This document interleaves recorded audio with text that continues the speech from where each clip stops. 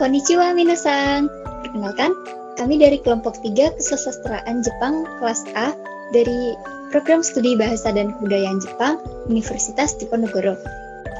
Perkenalkan, saya Salma Fadilah.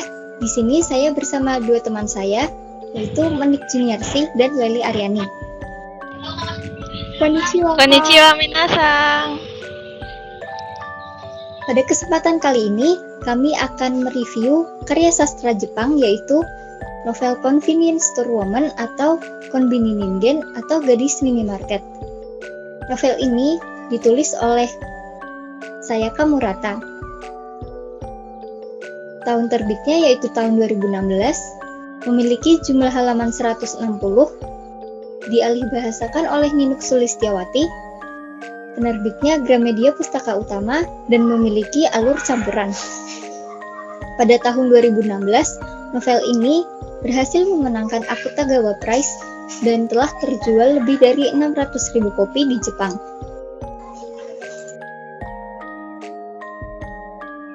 Novel ini berkisah mengenai perjuangan Keiko untuk menjadi manusia normal.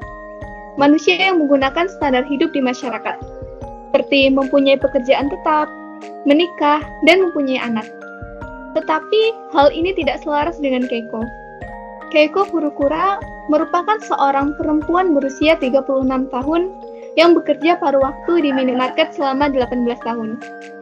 Keiko Furukura merupakan tokoh utama dalam novel ini. Karakternya ini selalu merasa kesulitan untuk bisa diterima oleh masyarakat umum.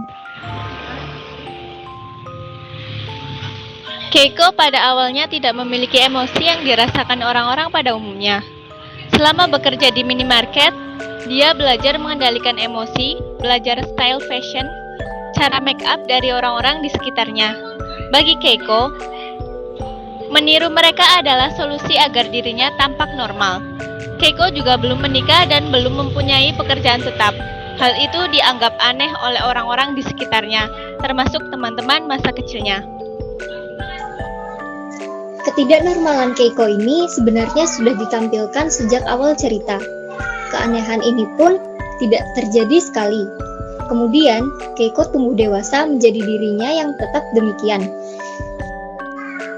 Tentunya dia kesulitan untuk terlihat normal di mata masyarakat. Hingga akhirnya, dia mulai bekerja sebagai tenaga paruh waktu di sebuah minimarket. Ketika dia biasa menjalani perannya sebagai gadis minimarket, dia merasa bisa memenuhi ekspektasi lingkungan dan sudah menjadi anggota masyarakat yang berguna. Di sisi lain, ada seorang pegawai baru yang bernama Shiraha. Sikapnya selama menjadi pegawai toko membuat manajer toko dan pegawai-pegawai lain kesal terhadapnya. Dia pun akhirnya dikeluarkan dari minimarket karena sikapnya yang sangat merugikan manajer dan pegawai lainnya.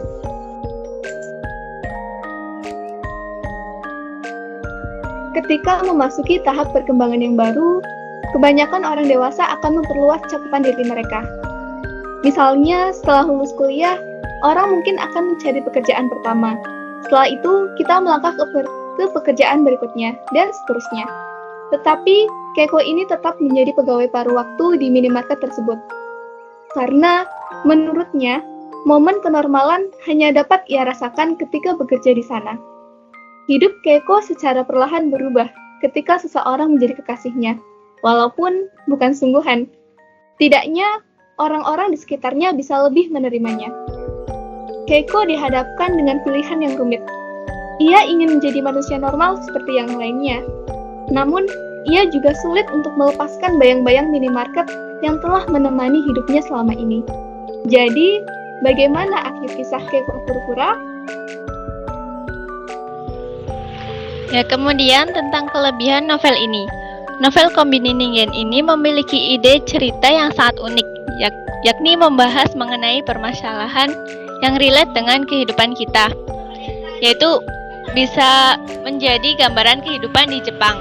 Novel ini menggambarkan tentang kehidupan sehari-hari di mana ekspektasi dari masyarakat atau keluarga bukanlah hal yang mudah untuk dipenuhi atau menjadi realita. Misalnya, harus menikah dan memiliki pekerjaan tetap. Setiap manusia pasti punya jalannya masing-masing. Kemudian cara penulisan Mohon maaf.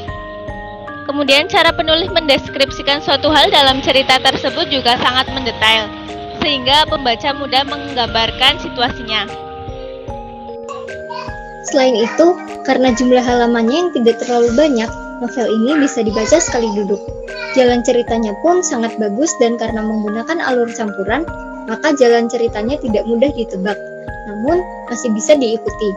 Novel ini juga mengangkat kisah cinta antara manusia dengan pekerjaannya yang melawan stigma masyarakat, dan menurut kami itu sangat unik. Novel ini memantik kita untuk lebih aware lagi mengenai identitas dan arti dari masyarakat, mempertanyakan apa sih artinya masyarakat? Apakah kita benar-benar disebut anggota masyarakat meskipun kita berbeda? Satu hal lagi yang membuat kami suka dengan novel ini, yakni di sini kita sebagai pembaca dapat mengetahui kehidupan yang dinamis dari seorang pegawai minimarket selama 24 jam. Sebagai pembeli, pasti sebelumnya kita tidak pernah mengetahui bahwa sebagai pegawai minimarket harus sedetail itu dalam menyusun berbagai produk, bagaimana cara menyambut pelanggan, dan lain sebagainya.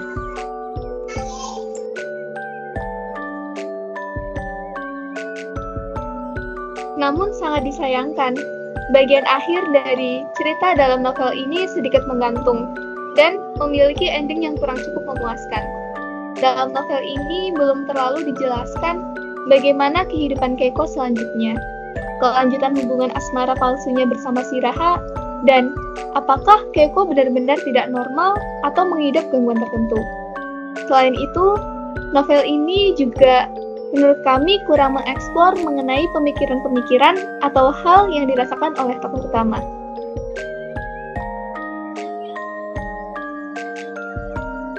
Seperti halnya karya sastra lain, novel ini juga memiliki banyak pesan moral.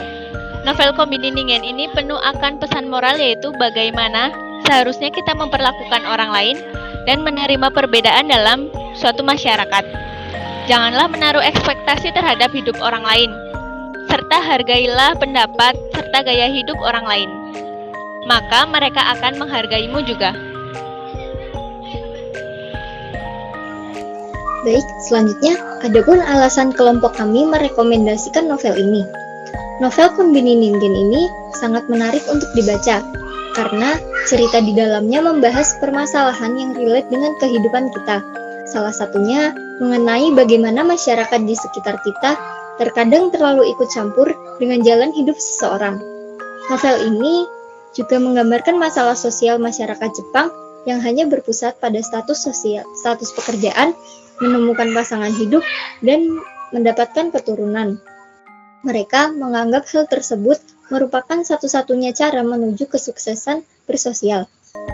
Sebenarnya, Keiko tidak salah sama sekali. Dia juga tidak mengganggu dan tidak merugikan orang lain. Dia hanya nyaman dan senang bekerja di minimarket.